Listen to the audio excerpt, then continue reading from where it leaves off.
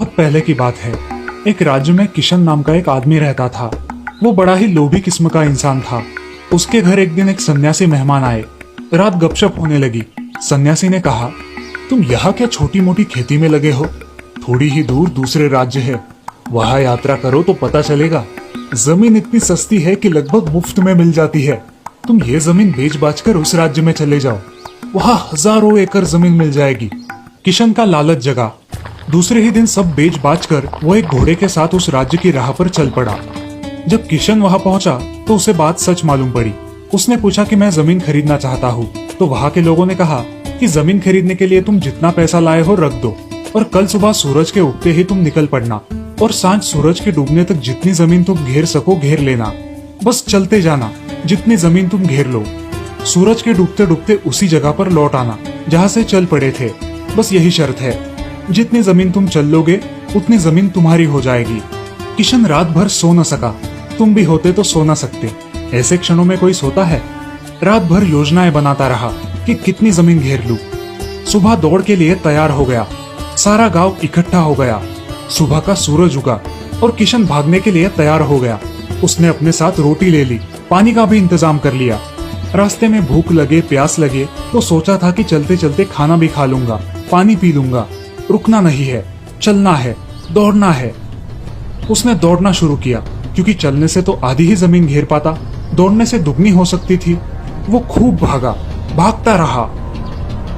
किशन ने सोचा था कि ठीक 12 बजे लौट पड़ूंगा, ताकि सूरज डूबते डूबते वापस पहुंच जाऊं। 12 बज गए, मीलों चल चुका है, मगर लालच का कोई अंत है। उसने सोचा कि 12 तो बज गए, लौटना चाहिए, लेकिन सामने और उपजाऊ जमीन, और उपजाऊ जमीन, थोड़ी सी और घेर लूं। जरा तेजी से दौड़ना पड़ेगा लौटते समय, इतनी ही बात है, एक ही तो दिन की बात है, और जरा तेजी से दौड़ लूंगा। उसने पानी भी नहीं पिया, क्योंकि उतनी देर रुकना पड़ेगा। उस दिन उसने खाना भी नहीं खाया। रास्ते में उसने वो खाना भी फेंक दिया, पानी भी फेंक दिया, क्योंकि उनका वजन ढोना पड़ रहा था, इसीलिए दौड़ ठीक से नहीं हो पा रही थी। उसने अपना कोट भी उतार दिया, अपनी टोपी भी उतार दी, और जितना निर्भर हो सकता था हो गया, और दौड़ने लगा। 1 बज गया था, लेकिन किशन का लौटने का मन ही नहीं हो रहा था, क्योंकि आगे और सुंदर भूमि आती चली जा रही थी। मगर फिर लौटना ही पड़ा। 2 बजे किशन लौटा।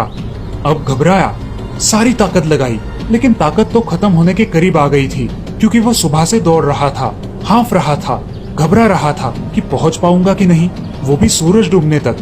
किशन ने अपनी सारी ताकत लगा दी, पागल होकर दौड़ा, सब दांव पर लगा दिया। अब सूरज डूबने लगा, ज्यादा दूरी भी नहीं बची थी। किशन को अब गांव वाले लोग दिखाई पड़ने लगे थे। गांव के लोग खड़े थे, आवाज दे रहे थे कि आओ, जल्दी आ जाओ, उसे उत्साहित कर रहे थे। उन्हें देखकर वो सोचने लगा,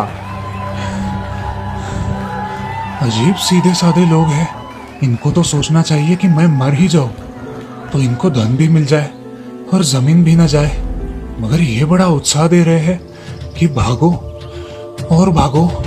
उसने आखिरी दम लगा दी, भागा, बहुत भागा। सूरज डूबने लगा, इधर सूरज डूब रहा है, उधर वो भाग रहा है। अब कुछ 5-7 गज की दूरी रह गई थी। वो अपने आप को घिसटने लगा। अब सूरज की आखिरी कोर क्षितिज पर रह गई थी। किशन घिसटते घिसटते आगे बढ़ने लगा, और जब उसका हाथ जमीन के उस टुकड़े पर पहुंचा जहां से वो भागा था, सूरज डूब गया। वहां सूरज डूबा और यहाँ किशन की मौत हो गई। इतनी मेहनत कर ली थी, शायद हृदय का दौरा पड़ा था, और यहाँ जिनको वो गांव के सीधे साधे लोग समझता था, हंसने लगे।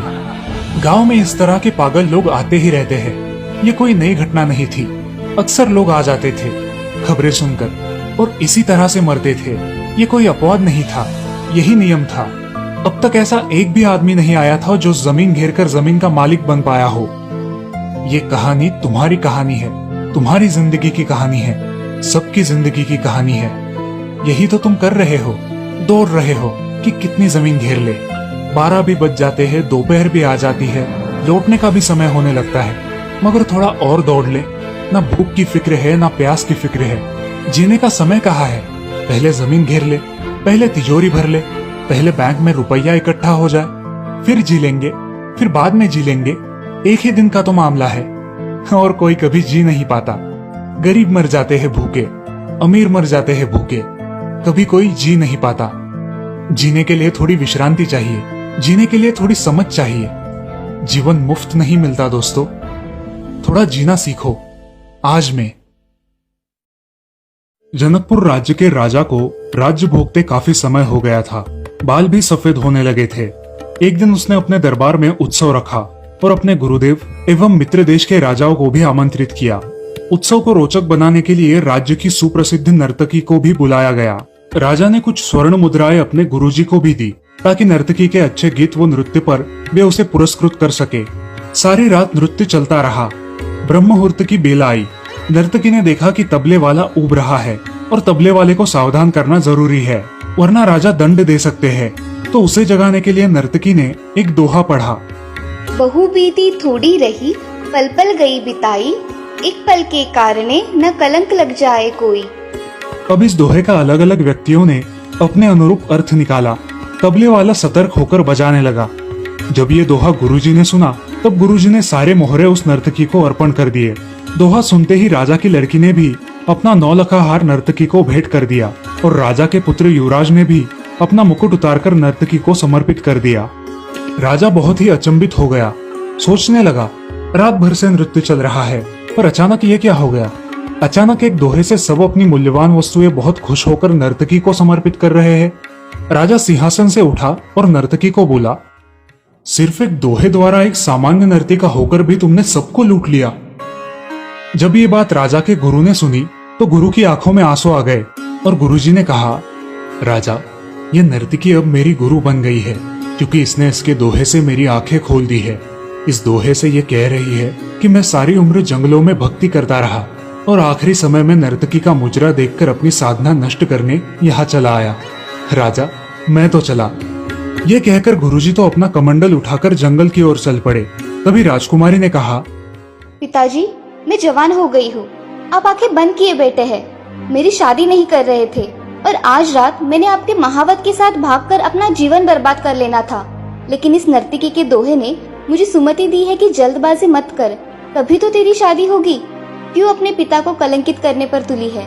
और तभी युवराज ने खड़े होकर कहा, पिताजी, आप वृद्ध हो चले हैं, फिर भी मुझे राज नहीं दे रहे थे। मैंने आज रात ही आपके सिपाहियों से मिलकर आपका कत्ल करवाने की योजना बनाई थी, लेकिन इस नर्तकी के दोहे ने समझाया कि पगले, आज नहीं तो कल आखिर राज्य तो तुम्हें ही मिलना है। क्यों अपने पिता के खून का कलंक अपने सिर पर लेता है। जब ये बात राजा ने सुनी तो राजा को भी आत्मज्ञान हो गया। राजा के मन में वैराग्य आ गया। राजा ने तुरंत फैसला लिया कि वो युवराज का अभी के अभी राज तिलक कर देंगे। और फिर क्या, उसी समय राजा ने युवराज का राज तिलक करवाया और अपनी पुत्री से कहा, पुत्री, दरबार में एक से एक राजकुमार आए हुए हैं। तुम अपनी इच्छा से किसी भी राजकुमार के गले में वरमाला डालकर पति रूप में चुन सकती हो। राजकुमारी ने ऐसा ही किया और राजा अब सब त्याग कर जंगल में गुरु की शरण में चला गया। ये सब देखकर नर्तकी ने सोचा, मेरे एक दोहे से इतने लोग सुधर गए, लेकिन मैं क्यों नहीं सुधर पाई। आज से मैं अपना नृत्य बंद करती हूँ। हे प्रभु, मेरे पापों से मुझे क्षमा करना। बस आज से मैं सिर्फ तुम्हारा नाम सुमिरन करूंगी। दोस्तों, इस लॉकडाउन में भी हम पर यही लागू होता है। बहु बीती थोड़ी रही, पल पल गई बिताई, एक पल के कारणे ना कलंक लग जाए कोई। आज हम इस दोहे को यदि कोरोना को लेकर अपनी समीक्षा कर देखें तो हमने पिछले 4 महीनों से जो संयम बरता, परेशानियां झेली, ऐसा न हो कि अंतिम क्षण में एक छोटी सी भूल, हमारी लापरवाही हमारे साथ पूरे समाज को ले बैठे।